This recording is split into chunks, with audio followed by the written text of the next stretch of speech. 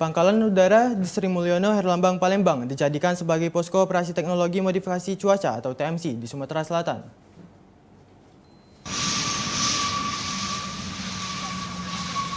Dari 8 sampai 18 Agustus 2023, Pangkalan Udara Sri Mulyono Herlambang menjadi baseline operasi teknologi modifikasi cuaca di Sumatera Selatan. Operasi yang bertujuan mencegah dampak lebih luas dari kebakaran hutan dan lahan ini mengerahkan sejumlah heli waterbombing dan heli patroli untuk memantau luas wilayah yang terbakar.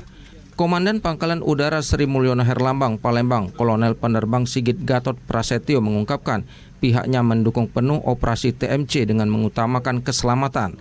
Selain helikopter, operasi ini juga menggunakan pesawat Cessna 208 Caravan yang dapat mengangkut 1 ton bahan semai powder.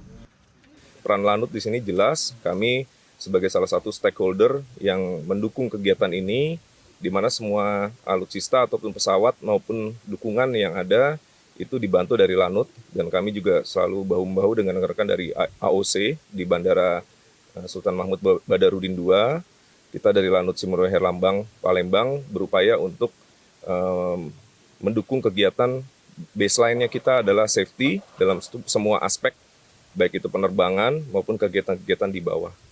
Dan komitmen kami kepada beliau-beliaunya nih, kami mengucapkan terima kasih bahwa beliau-beliau sudah hadir di sini untuk nantinya akan bersama-sama dengan kami melaksanakan tugas di bawah Bapak Gubernur dalam Satgas penanggulangan kebakaran hutan, lahan, dan kebun di Provinsi Sumatera Selatan. Operasi TMC untuk pembahasan lahan gambut terdampak El Nino ini akan memanfaatkan potensi awan yang ada berdasarkan data radar cuaca. Menurut Prekayasa Ahli Utama BRIN Florentinus Herwidodo, pihaknya akan menyemai berdasarkan kematangan awan.